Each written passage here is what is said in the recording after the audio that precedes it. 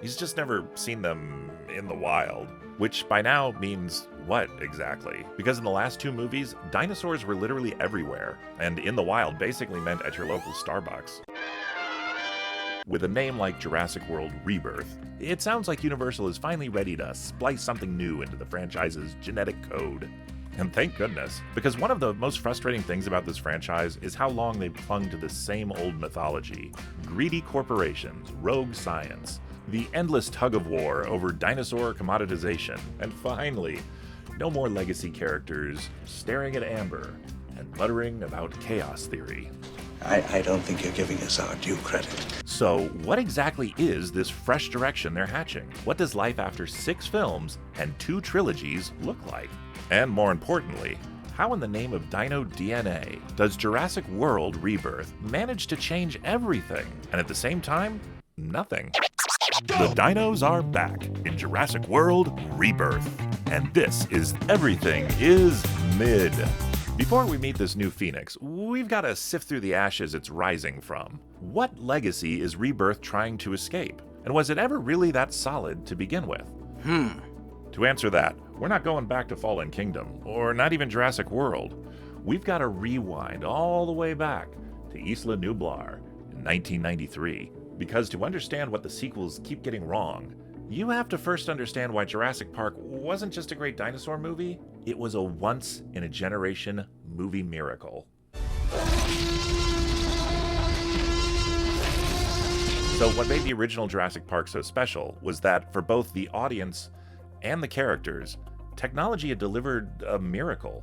For the characters, it was InGen extracting prehistoric DNA and bringing real dinosaurs back to life. While for the audience, it was ILM pioneering CGI to do that same thing, only on screen. In that way, we were Sam Neill, we were Laura Dern. Their awe at Hammond's creation mirrored our awe at Spielberg's. So when their wonder turned to terror, we felt it too. The magic of seeing a brachiosaur in an open field, that T-Rex chase. Those moments landed because we weren't just watching, we were feeling it alongside the characters. That shared sense of awe, that was the spark. The kind of magic that every sequel chased and none could ever quite recapture. And how could they? So what chance does Jurassic World Rebirth really have? Can it give us characters who actually feel something, so we can feel it too? Or has the franchise forgotten what made those first dino footsteps so earth-shaking in the first place? Let's just say it remembers the footprints. It just wants us to forget them. In fact, Rebirth specifically references those iconic moments we all remember, but not to honor them. No. These callbacks are simply to say, hey, remember this? We're done with it. The film opens with a man staring at the rear view with the old objects in mirror warning etched across it. But instead of a T-Rex charging in, it's a traffic jam. As in Jurassic Park, the first dinosaur reveal is also a sauropod. Only this one is blocking the road like some clumsy garbage truck. Welcome to the new world, where dinosaurs are no longer awe-inspiring. They're just part of your morning commute. The references are clever, and in the worst possible way, relatable. Because that guy in traffic, that's us. We've seen so much of this franchise, it's all just noise now. The excitement's gone. The wonder, fossilized. But that raises an important question. If that's the old world we're meant to leave behind, what's the new one that lies ahead? What bold new direction rises from these cinematic ashes? The suspense is terrible. Spoiler alert, nothing. There is no Phoenix. Just the same old franchise tropes laying there like yesterday's dino nuggets under a sad heating lamp. Gone are InGen and Biosyn. The new big bad? Big Pharma. Yeah, let's be honest, they've kind of more than earned the villain mantle. Instead of engineering dinosaurs, Parker Genix Pharmaceutical Engineering. Not exactly rolling off the tongue, is it? Need dino DNA to cure heart disease. But only for those who can afford it, of course. How about stop eating crap and move more? It's more plausible and everyone can afford it. Anyway, dinosaurs are now a premium health supplement, and we're off to another wild island to mine them from the largest 3 living beasts. One from land, one from air, and one from the sea. I'm not sure that it makes a ton of sense, but it is a clean concept that even the unsavvy viewer can follow. Now, before we get to the people and the dinosaurs that eat them, let's talk about this new island. What makes it stand out from the other Jurassic Isles? Surely it has some distinct topographical personality. I mean, I guess. We do get the tallest cliffside in franchise history. Wow. And we spend more time on the rocky shoreline and in the surrounding ocean. Whoa. But beyond those few standout spots, there's no real sense of geography here. Oh. They need to get to the cliffs, cue walking montage, and boom, they are there. Really? Even without factoring in the roaming dinosaur hazards, shouldn't the terrain itself be an adversary? We need to cross this river, but it's a little too rough here. We need to go that way, but the jungle's too dense. We have to get right over there, but there's cliffs in the way, and they go on for miles in both directions. Without clear geography, knowing where they are, where they're going, and what's in their way, it stops feeling like a journey and starts feeling like a random parade of set pieces. Okay, so maybe this isn't about a physical journey at all. Maybe it's all about the character arcs, the emotional journey. So, do these new characters connect with the audience? Or are we just watching digital people get chased by digital lizards through digital trees? Ostensibly, our lead character is Zora Bennett, aka Scarlett Johansson, playing yet another emotionally scarred covert operative with a shadowy past. She's the leader here for one last job, so she can quit the mercenary life and maybe feel something again.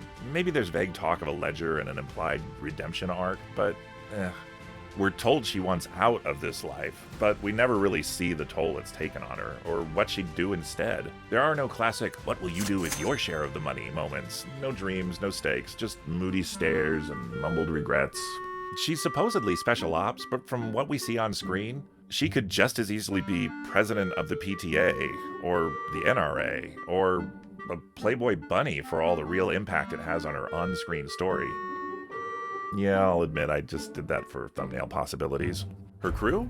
Well, let's start with Dr. Henry Loomis, the amiable, nerdy paleontologist. On paper, he's meant to be this movie's Dr. Grant, a guy who spent his life studying fossils and now has a chance to witness the real thing. Only, we've seen this before, and better. Back in Jurassic Park, Grant's wonder came from seeing creatures he'd only ever imagined. After a lifetime of digging in the dirt, he's suddenly face to face with living, breathing proof of his life's work. Creatures who haven't been seen walking the earth for millions of years. That's a compelling reason to get on a helicopter and risk your life. Loomis? He's already seen dinosaurs. He's even interacted with them. He's just never seen them in the wild. Which by now means what exactly? Because in the last two movies, dinosaurs were literally everywhere, and in the wild basically meant at your local Starbucks. He's pleasant, he's likable, there's no spark, no awe, no stakes. His big moral tension? Trying to convince Zora to ditch her big payday and open source the miracle cure. Admirable? Sure. But is that enough to make him matter? Or is he just another crew member drafted to deliver a message and not a story? Let's see how the rest of the team shapes up.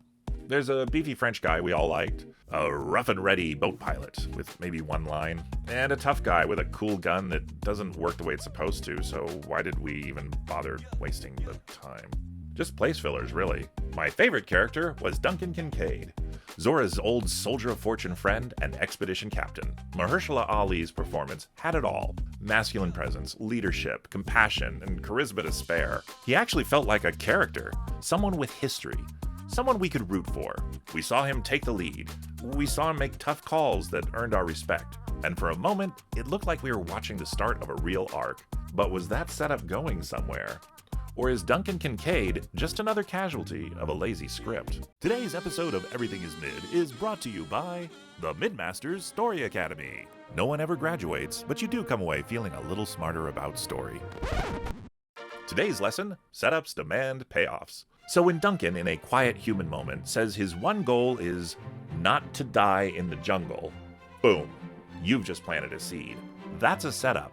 It means the audience is now watching to see how that's going to play out. And there are a few classic ways to deliver a payoff. 1. The nihilistic route. Duncan dies in the jungle. How would I script it? Make the jungle a visual metaphor.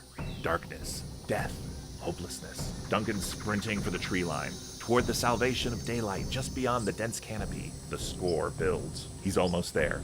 But just as he reaches the edge, bam! A raptor takes him down. His hands claw at the sunlight as he's dragged screaming back into the darkness. Grim, poetic, tragic. Number 2, the bittersweet route. Duncan dies, but not in the jungle. He's mortally wounded inside the jungle, but manages, bloodied and broken, to crawl just past the tree line before collapsing. He made it! Didn't survive, but didn't die in the jungle either. Bittersweet victory. One last smile. Roll credits. Well, for him anyway. Payoff number 3, the triumphant route. This would be a variation on one of the first two. Looks like he's doomed, he's cornered, but then, when all hope is lost, bam! He's rescued. He lives. The jungle doesn't get him. Not today. We all cheer. So those are the 3 options the way I see it. As for Rebirth, it half attempts one, but it's vague, unsatisfying, unmotivated. If you're going to plant a flag, don't leave it flapping in the wind. Pay it off. Anyway, that's the official crew. But then they also hook up with a stranded family who consists of a likable father, an abrasive teenager, her flaky boyfriend, and Stella the Explorer. You know, like Dora, only slightly less annoying. Slightly. Oh, and we can't forget Car Guy. He was stuck in traffic earlier. That guy is Martin Krebs. He's the whole reason everyone's on this trip. Krebs represents the big pharma company bankrolling this operation. Parker whatever. Just think Burke from Aliens, if Burke was less charming and more of a TED Talk. In fact, the more Zora realizes that this guy is a jerk, the less she wants to help him. But this is stupid, because considering her implied line of work, this guy cannot be the first heartless bastard of a jerk she's worked for. She's surely worked with killers. She's surely worked with people she doesn't like. She's surely worked with awful... It's just dumb. Yet, this time she's inspired to turn a new leaf because Loomis is talking to her about stuff at a time that she's emotionally vulnerable in her life, I guess. Yeah, it's just dumb. I don't think any of it connects because the payoff to her drama is all off screen. Well, it was set up too, for that matter. As far as I can tell, her entire arc hinges on this one decision. What's she going to do with the Dino DNA? Sell it to the evil corporation and walk away rich? Or give it away for free to some other vague, benevolent other company that we're told will somehow save the world for free? But here's the problem. The real climax of that arc happens after the movie is over. What we, the audience, want to see is that pivotal moment. A suitcase full of metaphorical cash. A villain stands there, ready to trade. She's tempted. Money, freedom, a clean exit. Then, after a knowing glance at Loomis, she chooses to not sell her soul. Bam. Character arc complete. Instead, we have a brief scuffle with Krebs over the case. There's a lot of back and forth and ill will, but it's not a moment of conviction. It's a moment of confusion. Obviously, she's not going to give the DNA to someone who's trying to kill her, but that's not a decision point of moral courage. That's just survival. None of what you just said is good. So if the characters are bland, then what about the real stars of this franchise? The dinosaurs.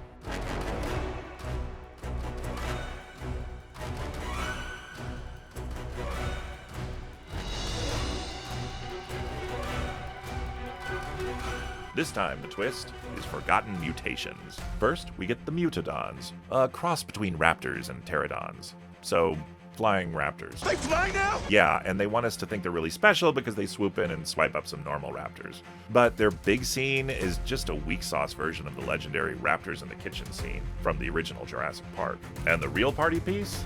The jumbo-sized Distoris Rex. Am I saying that right? I don't know, it's the D-Rex.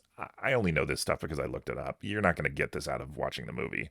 But unlike the previous films, these dino mutants don't ever really get a proper build-up. We never know which dinosaurs are real or which ones were whipped up in a focus group. So the stakes feel murky and the fear never really lands.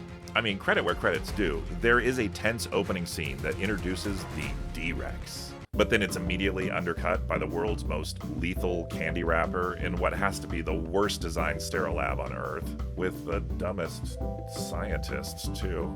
Ugh. And by the time the beast lumbers back in for the climax, he's not bested by strategy, bravery, or character growth. He's outwitted by a script that uses him like a pre-programmed jump scare on a theme park ride.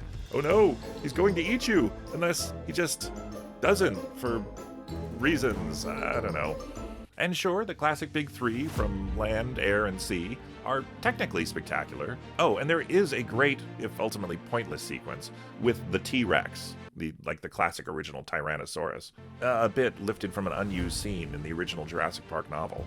The setup is ridiculous, but the action? Genuinely thrilling. It's the kind of moment that reminds you what this franchise could be, If only the movie cared about anything besides staging the next roar fest. And that's the real problem, isn't it? When creatures are cooler than the characters reacting to them, you don't have a story, you have a parade. There's no awe, there's no dread, just CGI chaos with no emotional anchor. And if the dinosaurs can't carry the soul of the film, who or what is supposed to? The characters fall flat. The world building feels empty. And for a movie titled Rebirth, it feels like it should have been retread. Same corporate villains, same predictable archetypes, same dinosaur clashes. It's all like a tired playlist on repeat. Easily the most uninspired Jurassic Park sequel yet. So, what does Rebirth really give us? Not a Phoenix Rising. Not a fresh world. Just the same old story, birthed once again, only as a faded echo of what came before. Oh! Oh.